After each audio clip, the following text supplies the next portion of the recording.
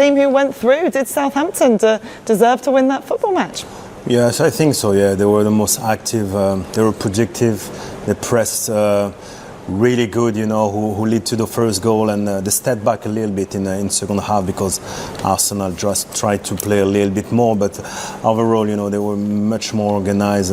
They were into the game. They catch the FA Cup spirits, and they had more qualities, all over the pitch. It's just one of those days for Arsenal. They have to forget, they rotated a lot, and I don't think, the players who were there, they marked some points for Arteta. I'm talking about Pepe and Willian. They were a bit slow, as we say, and the second half was the same. It's for Arsenal.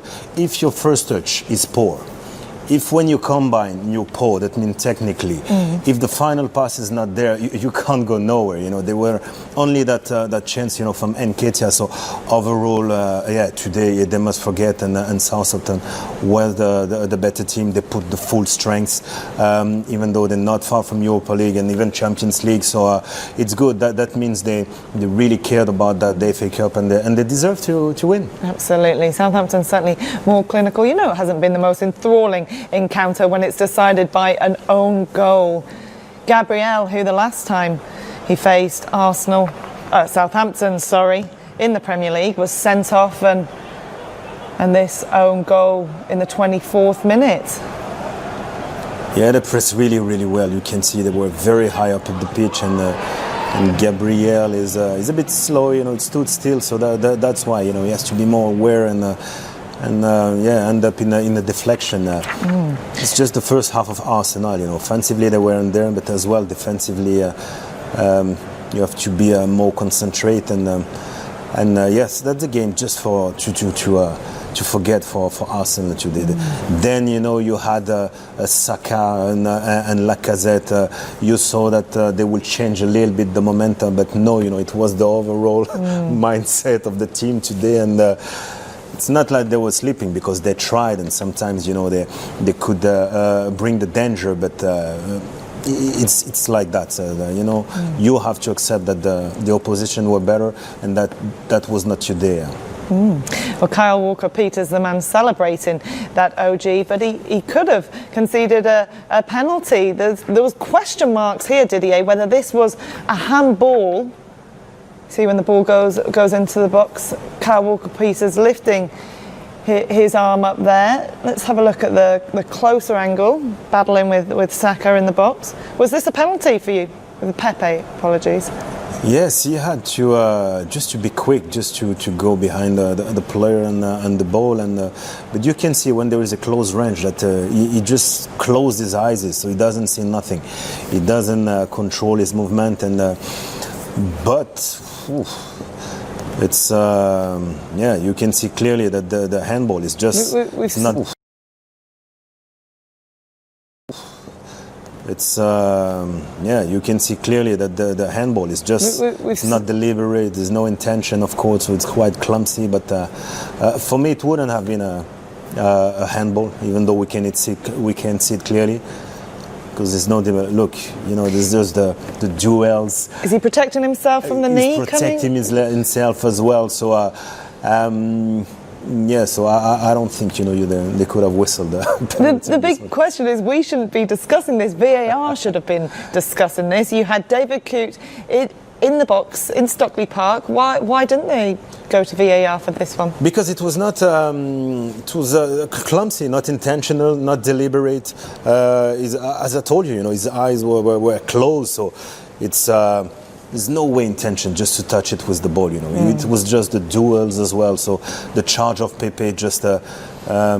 Make him touch the ball with his hand, but I can understand. No, I don't think you could whistle a penalty on this one.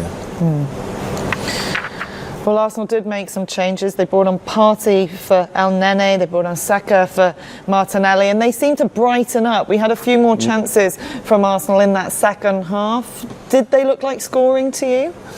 No. Thomas bring a little bit more physicality, of course. Even just to get the ball out, it was a little bit better. But we expected more as well from Saka and for Lacazette, and it's because as well of Southampton. When they press really good. and the defensive transition. They don't let you go out, so they annoyed a lot, you know, Arsenal. So that's why we didn't see that team that we've seen in the last month. You know, that was the clearest chance. You know, the only time that we've seen in Ketia, you know, going behind and between the two centre halves. So it was a great run on this one, but Foster was really good on this one, and a great fit. Does that sum up Arsenal's day today, or Nicolas Pepe's day in particular? Oh yes. It's they had to shine a little bit. I mean, even in their not attitude or body language, but just to be more active, even if they lose the ball. But first, you know, when they tried just to find them, and the first surge was so poor today that you couldn't advance with Arsenal. So. We've got Smith Rowe, we've got Saka. I think, they're well established in the team, because it's not with that kind of performance that they will compete with those players. At the moment, they're still part of Arsenal team. They have a rough moment for Pepe. It's been a long time now, but yes, today they should have done way more. You know, just to give the win to Arsenal, but just to challenge those Smith Rowe and Saka was doing really well at the moment. Let's focus on the bright side. Saka, of course, they're shining light so far this season. Well, what about Southampton, who will play Wolves? Do you fancy Southampton's chances in that one? You saw Wolves yesterday against Chorley, and Chorley were the team who should have gone on to win that game, the part-timers. Yeah. But what do you see happening in that fixture? But you can see the form and momentum is for Southampton. They know what kind of football they want to play.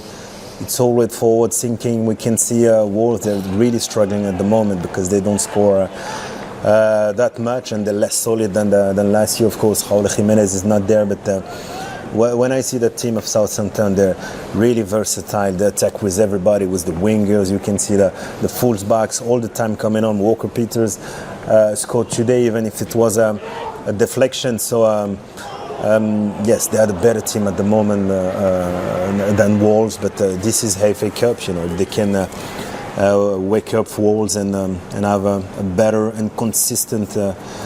The striker Fabio Silva is still a bit young at the moment, so that's why they're struggling.